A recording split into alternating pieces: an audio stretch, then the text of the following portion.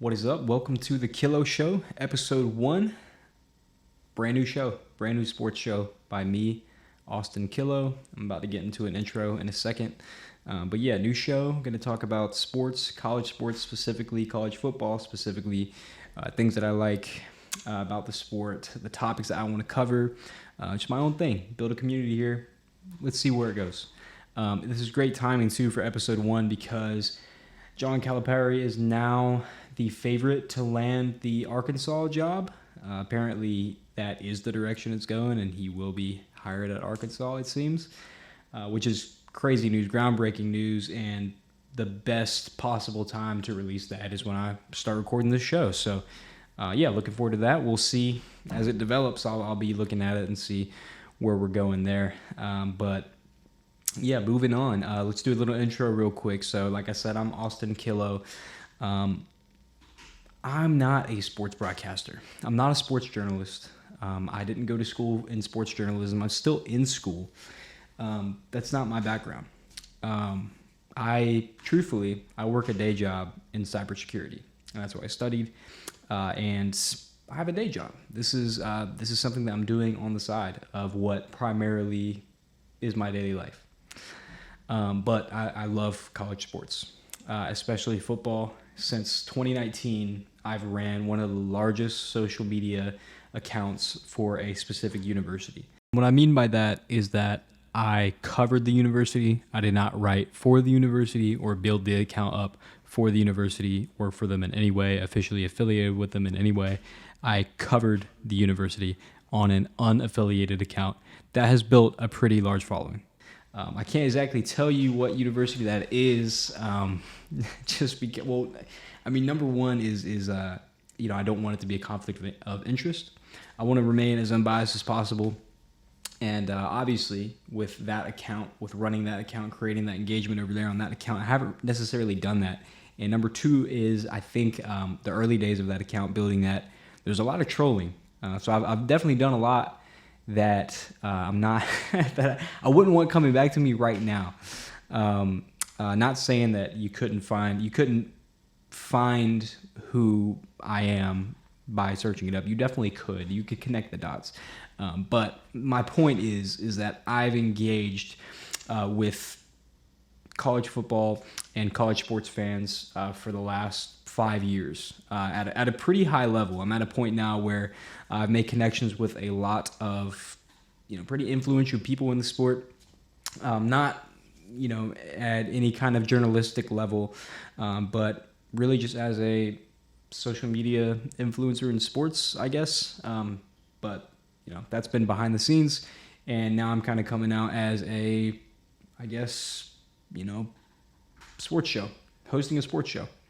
So I'm going to try to do that to the best of my ability and just give you my thoughts about sports. That's why I've really wanted to do this for a long time, but it's always been just me going back to being a sports personality, a college football media account. So I'm definitely continuing to do that, and that will continue to be there. And maybe eventually I'll merge them. Maybe soon I'll see, there's a way to kind of live both at once and let everybody know about that on that respective platform. But for now, I'm going to try to keep them separate, but keep doing them at the same time. So, new thing going here at the Killough Show. I wanted my own platform. I definitely wanted to formulate my thoughts a lot better, in a daily occurrence. So I think the best way to do that is by talking about sports here and just giving my thoughts. And if enough people like them, you'll come here. I hope that's the goal. I hope that I can tell you enough fun things about sports, create enough of a fun community, and have many people come here as their source of sporting news, or just create that kind of sports community like I've done before. I want to do that on my own platform, my own name, my own show, just because there's a lot more that I want to talk about than maybe that respective university as well. I just want to throw that out there first before we continue into the Killough Show. The main thing is I want to show that can be more than a passion. Starting up a sports show, getting into sports media, sports engagement, it can be more than just a passion. You just need that passion and a dream to turn it into reality. And that's what I want to show. I haven't done that yet, but that's what I'm setting out to show with the Killough Show. So hopefully we can get there. If you step out of your comfort zone, you meet the right people, you have that passion, you have that dream, I think you can, from going from 2 lives at once, going from working a day job and running a sports show, I think eventually you can do exactly what you set out to pursue in life. And what makes you the happiest in life, I think you can do that. I don't think you have to choose one or the other at the beginning. I think that if you're passionate enough, you can make it work, and it can blow up into something big. So that's the goal here. That's what we're going to start trying to do. So yeah, that's my intro. I wanted to give a little intro before we continued into our show. And hopefully I can make this a weekly occurrence. I would love to. So yeah, setting out to build the right community with you guys. So if you like my intro, go ahead and drop a like, drop a follow. Let's get into some sports. Okay, so last night, I'm recording this on Sunday, April 7th, by the way, just so everybody knows. Last night was Alabama's Final Four run. Alabama made it to the Final Four. Congratulations to the Tide for advancing to their first ever Final Four, which is wild. It's been a wild ride to watch Alabama. And so much credit to UConn for being undisputedly the best team from cover to cover this year. Alabama fell to UConn 86-72 last night in a contest that was probably definitely was UConn's biggest challenge of the tournament, one of their biggest challenges of the season. Mark Sears balled out, has been the best player for Alabama, of course, all year. Probably he might go down as the best in Alabama history after this year, to be quite honest with you. 24 points, 9 of 14 from the field.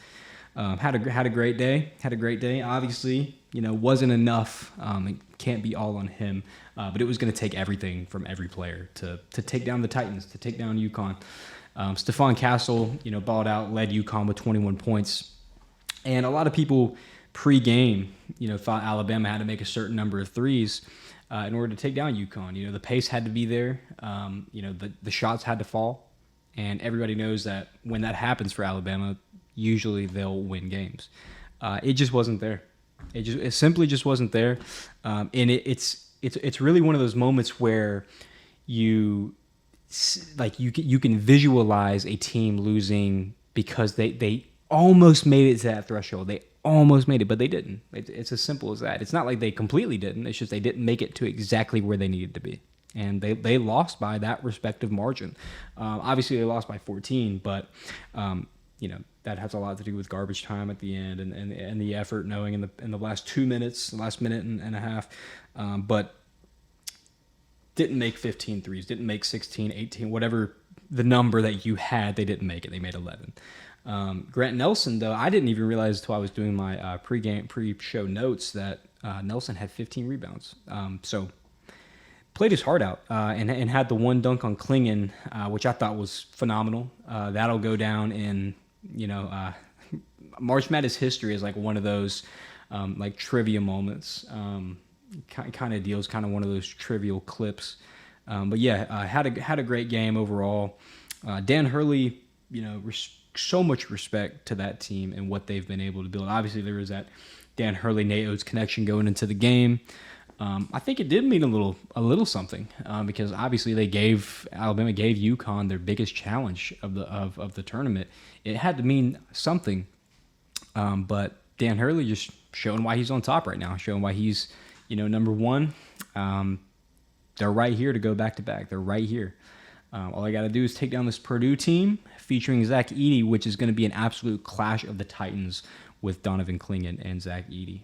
So looking forward to it. Looking forward to it Monday night.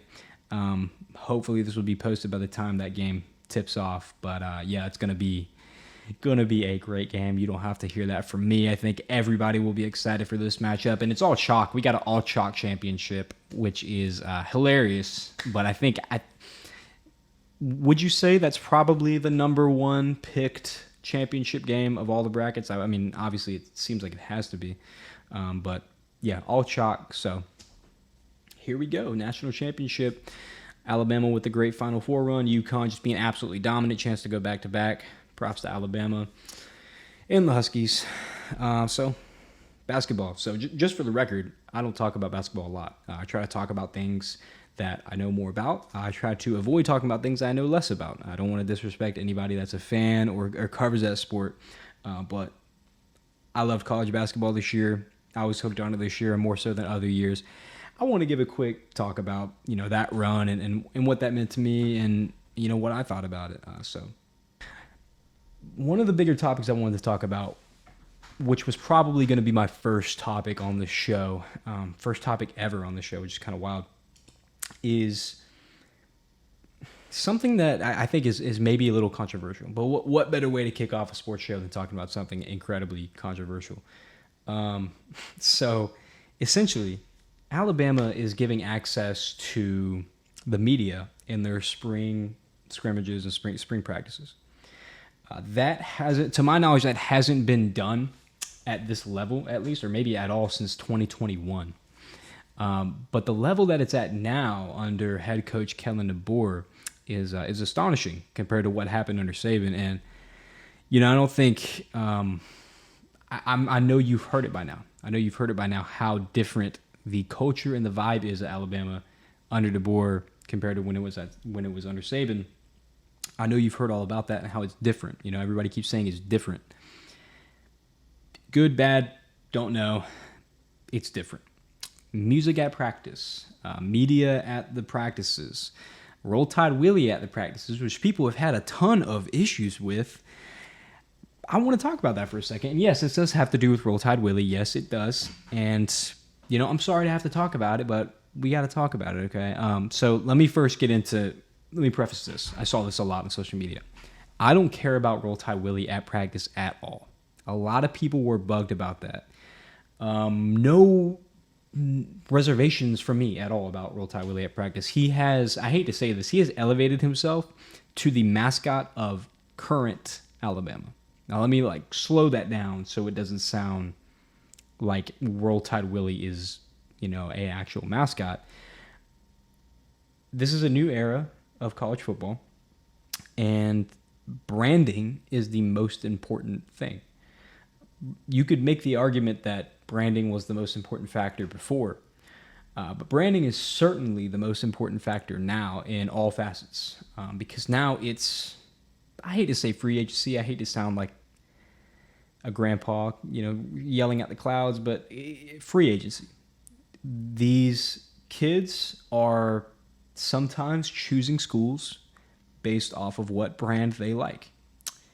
Nowadays, it's not always about building value for yourself as a football player. I think for a lot of them it is, but one of the most important things now is building a brand in general. Alabama has no doubt raised their brand, but nowadays you're expected to compete on social media. Social media is how you brand yourself. And Roll Tide Willie has definitely done that for Alabama. Roll Tide Willie has definitely elevated Alabama's social media brand. I can't say he's elevated the Alabama brand, but he definitely has spread the brand on social media. Regardless of how you want to put it, negative, positive, whatever, he's doing podcasts with Drewski and Theo Vaughn and, online personalities. This is somebody that is, I hate to say the face of Alabama online, but he's not there yet, but he is definitely a key factor of Alabama's presence online, on social media. And that's where these kids live. A lot of these kids live in that social media world nowadays, whether it be Twitter, Instagram, TikTok, whatever it is. And he's in all those spaces. You'll see him everywhere. So I don't have a problem with him being there. I'd have no problem with him being there. I think it's funny. I think it's hilarious that he's yelling at Kane Wommack, blitz, Bama, blitz. I like that. I have no problem with that. I do have a concern, and it's not a huge concern, but it is different and slightly concerning at how much media is within the boundaries of being able to talk to players during practice, or being able to, talk to players at a pro day. But that has always been done, but it's never been done by the type of media that's there now. So I guess what I'm trying to say is Alabama's always had close relations with media, and our great reporters, on the beat all across the nation know this. But Alabama has a pretty good beat staff. Had great relationships with them as a university, I'm sure. But now it seems to be that there are media that base themselves off of almost fan engagement, like social media. My problem, and I guess it's not a problem, probably more of a concern, is the other media, the type of media that is currently there and engaging in practices. I think that Alabama has a great relationship with a lot of the beat reporters and the beat staff. So no problem with those guys there. Nick Kelly, Charlie Potter, Tim Watts, those guys do a phenomenal job with recruiting and just covering the university. But there definitely are some media members that I don't know if you could classify as traditional media members that are kind of getting in the weeds there and getting to places like we didn't see people before. And sure, these are good people, but it's very different seeing essentially social media personalities on the sidelines at Alabama practices, being able to walk up to a on-roster player and talk to them during practice. And I'm not necessarily referring to the post-game interviews that you've been seeing at Alabama. I'm not really referring to that. I'm referring to things that I've seen of actual media that are there talking to players in the practice. Not sure if that's a problem. It is kind of concerning because it's different. You start to think about the conversation of it being a distraction. I don't know if it's a distraction to these players. I don't know how much they enjoy it. I don't know if they see it that way. But it is different. It is different. We're seeing things from media, and I keep saying media. I don't mean to disrespect any real media members. I'm seeing things from people that would like to say they're in the media world that I'm not sure we would see under Saban. And I don't know. It's up to you, I guess. If it's concerning, if it's a problem, to me, it's just different. It looks out of place, essentially, is what I'm trying to say. There's people there that would say they're in the media world, that are able to talk to players, that are posting certain things online that was traditionally you would see come from a beat writer, but these people are posting it a certain way or, making Alabama look a certain way. So like I said, not going to say it's concerning to you all or concerning to the players, but to me, I just think it's different. I think that can be a concern. I think that the way that the university can be painted can be a concern, but right now it hasn't presented itself as a concern. But I could definitely see how somebody gets that access that maybe shouldn't have it, or maybe doesn't have that professional training in order to handle some of the access they've been given, I think is all. I love Kane Wommack, which is Alabama's defensive coordinator that they hired from South Alabama. Now, I'm going to get all into this, but Wommack has been going on a media tour in the last week or so. We saw him when he first got hired at Alabama, talk to some podcasts, talk to some certain personalities. We have definitely seen Wommack go on more of a media run than we've seen any coordinator go under Saban. It's been awesome. It's been awesome hearing him talk ball because the guy just wants to talk about football. It's awesome. It's just awesome hearing that, especially from a defensive coordinator, especially from somebody that just loves X's and O's. I listened to him on the Corey Miller and Christian Miller show, The Miller's Edge, the other day, and wow, that was a phenomenal conversation. Obviously, Christian Miller being a former Alabama linebacker, his dad being a former South Carolina linebacker and NFL linebacker with the Giants, that was a phenomenal conversation to hear. These guys were talking ball. Kane Wommack was talking ball and explained a lot of things and really just loves to talk ball to the fans because he was explaining things to the viewer as well, not just Corey and Christian, but talking to the viewer and those that might not understand defense at that level. But I really enjoyed that. I enjoyed that whole conversation.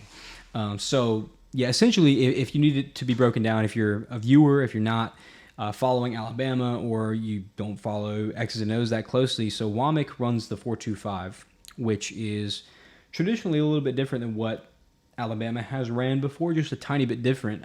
There's 4 down linemen and 2 linebackers and 5 DBs. In this kind of scheme, we've seen Nick Saban kind of elevate to that in recent years. It's a very pass defense heavy look, very pass defense heavy scheme. So obviously that Nick Saban defense has transcended that way in recent years. But Wommack actually talked about how he's kind of evolving into the 3-4 nickel package from the 4-2-5 recently. And then Nick Saban has evolved from the 3-4 nickel package to the 4-2-5. And I thought that was really interesting because they're kind of crossing paths here. So there's going to be a lot of carryover, a lot of things that work really well. But I think we're going to get the best of both worlds kind of from that area. So don't expect anything to change phenomenally in terms of the philosophy. But it definitely is a different approach to playing a defense. Wommack obviously calls it his swarm defense, which I love. That's a badass name. You got to have a badass name for a badass defense. I love that. And he talked about in activating, an inside linebacker to drop back into coverage or rush when an outside linebacker is going to drop back into coverage. And then you can go ahead and change those looks very easily into where you have your wolf, which is just a positionary name. He has position names for, your strong side linebacker, your weak side linebacker, your like roaming free safety, and then your safety linebacker hybrid, which is going to be the Husky, which is formerly Nick Saban's star. So obviously Alabama's going to have to choose, who they want to play their star, their Husky position again, which is a common reoccurring theme under the Saban era. But that will be very interesting. The Husky will be a very interesting role, a very interesting plot to follow in Alabama's defense. But Kane Wommack talked about all that on the show. This is from his show, and he's talked about this before. But this is from the Miller's Edge, and that's how much he likes to talk ball, just getting on with these guys and really just diving deep into his defense. And I loved a lot of it. So his dad was a longtime SEC defensive coordinator as well. So in 2014, that staff that his dad was on, Kane was on that staff as well. And in 2014, they had the number one defense in the country at Ole Miss. And then I guess in that same year, according to Wommack, they made this decision to play what's called vision coverage. So CBs are cornerbacks are watching the quarterback. You're creating essentially a connection between the corner's eyes and the quarterback, watching for certain movements. You're creating a lot more takeaways that way, a lot more pass breakups. So in that regard, they led in interceptions over there. And Kane Wommack also led in interceptions when he was at Indiana as well for a season. So you're creating a lot more eyes to the quarterback, which creates a lot more eyes to the ball. Playing the ball, being able to, pick off a quarterback, making a bad mistake, and that defense already is so hard to pick apart and is so hard for a offense to scheme on. I think it's really reliant, based on what I've heard, it's really reliant on big-time receivers making big-time plays. And then obviously just causing mismatches, but it's very difficult to scheme against. This defense will attack you. There's a lot of different things that they can do from a rushing standpoint to really get to the quarterback. So it's been great hearing him talk about that. It's been great hearing him talk about the rush, hearing him talk about how Alabama plans to create more interceptions and more pass breakups. Very excited to see what Wommack is able to do with that defense, and just love hearing him talk. Just love hearing him talk about ball. I mean, obviously, if you're into football and you played football, you like hearing a lot about ball, and sometimes it seems like, especially under Saban, you just didn't hear a lot of that. There was nobody that was really out there talking about ball. Nick Saban would do his play of the game afterwards, and he would talk about ball a little bit. But really, you had to wait till media days or before the semifinals or some kind of media event to hear a coach talking about defense or just X's and O's on whichever side of the ball. So it's been a breath of fresh air. It's been awesome to hear Kane Wommack talk about his defense at Alabama. So very excited for that. Very excited to see where he goes in terms of improving the Alabama defense. That defense might have improved. They may have upgraded their defensive staff. That kind of brought me to my next thing, which is, has Alabama improved at defense? And I think they definitely have. I think they've improved over a Kevin Steele-led defense, but also a Pete Golding-led defense, which I know Alabama fans have not had the highest regard for in the past. But you're getting something different now. You're getting something where players are going to know a lot more about their assignment now, where players are going to be a lot more instinctual, right? Let your athletes be athletes. I think that's the main thing that we're hearing, right? Let your guys be guys. We did not see that under Pete Golding. I think that's a fair statement. I think even the most diehard Pete Golding fan in the world would agree with that statement. Under Golding, athletes just didn't get to be athletes sometimes. Sometimes guys were dropping back. You might think about Will Anderson. You might think about certain plays where Alabama wasn't able to cover a running back out of the backfield, wasn't able to get to the quarterback, things like that. And it may have had to do with athletes just not being able to be athletes and letting loose.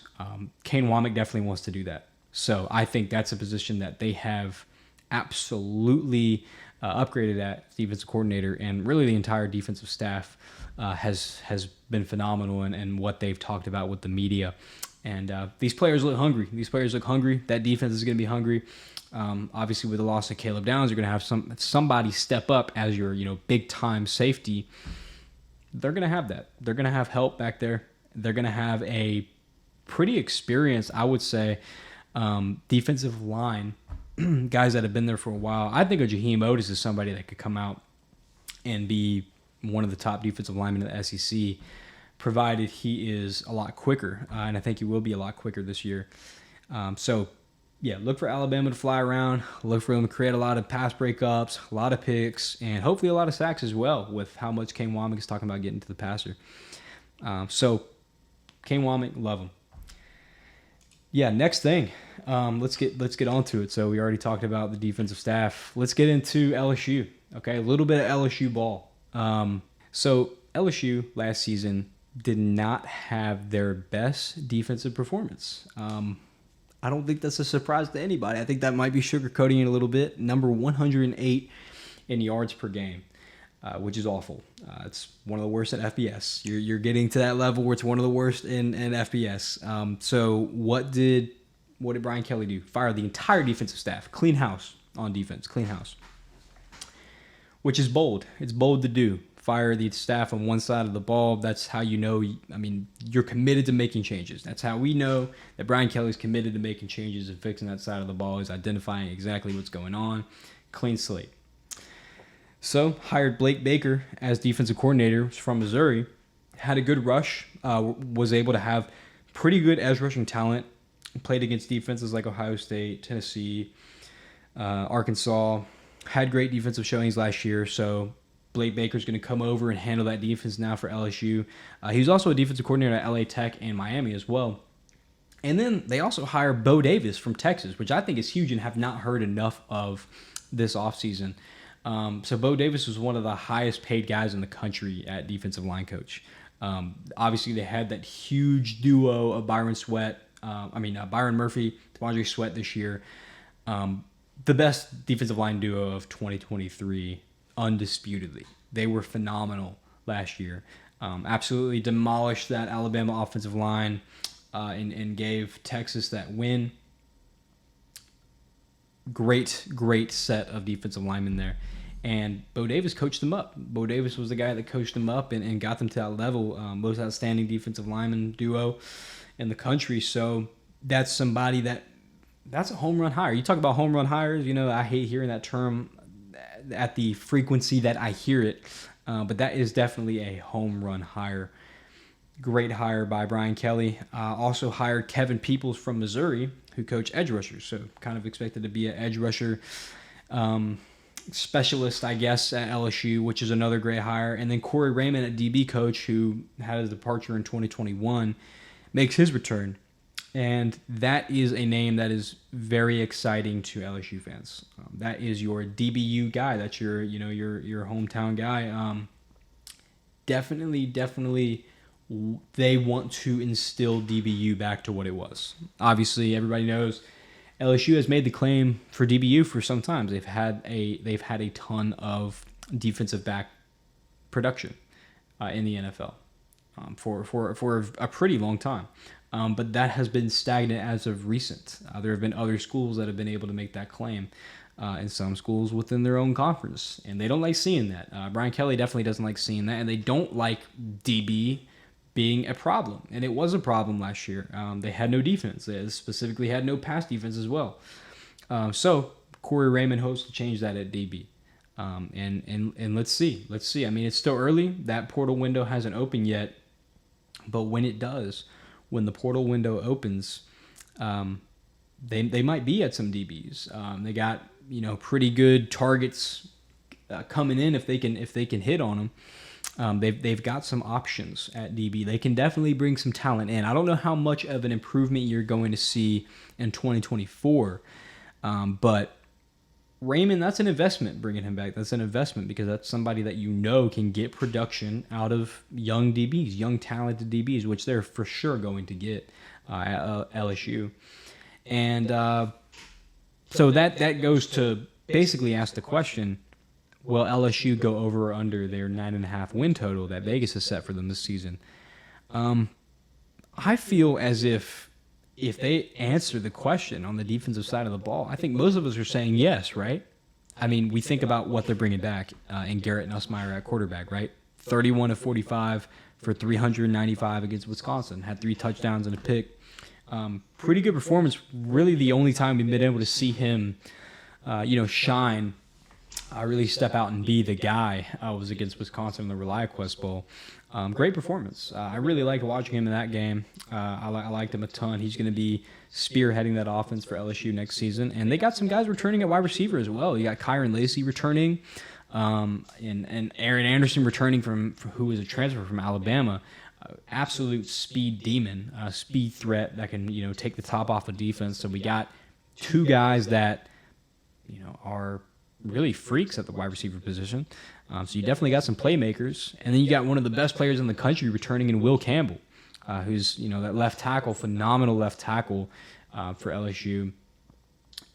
Offensive line as a whole, you're going to have to replace your center, Charles Turner. But besides that, you got Emory Jones at right tackle as well, which has been a solid right tackle for you for the past couple of years with Will Campbell. So, I remember when Will Campbell came in as a freshman, made his first start against Florida State in that game that was in New Orleans. Yes, second team All-SEC as a true freshman, first team All-SEC in 2023. Phenomenal performance by Will Campbell in both those seasons. So you got 2 tackles returning. You got 2 playmaking wide receivers returning. And you got a quarterback that has shown he might be able to compete as one of the top quarterbacks in the SEC. That's the hope, right? That's everybody's hope. Some people might pick Garrett Nussmeier as their dark horse, best quarterback in the SEC. I'm not sure if it's so much of a dark horse. He is a pretty good prospect. But yeah, Will Campbell is going to be one of the top prospects in the 2025 draft. So you have a lot of production returning to this team on the offensive side of the ball. Let's see it. Let's see if LSU can go over. I think that they can hit the over. I definitely think that they can. I think Vegas setting it that way makes you kind of, you're kind of looking at it like, are they trying to set me up? But they definitely can hit that number. There's only a couple games when you look at their schedule that may scare you in terms of like a guaranteed loss, but there's no guaranteed loss on this entire schedule. I think what Vegas sees is probably the opener at USC. They haven't done great in openers in the past 2 years. They've lost to Florida State the past 2 years at 2 different sites. One that was essentially a home game. I mean, New Orleans, that is a home game for LSU. And then lost the next one to Florida State and Orlando in Camping World Stadium. So you have, past 2 seasons have been not the best in their openers. Can we convert that to having success against USC in the Vegas Kickoff Classic? We'll see. We'll see if they can get there. We know when that game is going to kick off. It's going to be Sunday, September 1st. So we'll be playing that game on a Sunday. Another, non-Saturday opener for LSU. So let's see if they can get that done. That's probably one that Vegas has listed as their, one that's not in the 9.5, I would say. So we'll keep an eye on that one. But the other one, obviously, you don't know about Alabama. You don't know how vulnerable Alabama can be at that point in the season, right? That's pretty late in the season, November 9th. And then, you're looking at going to the Swamp is always a difficult place to play.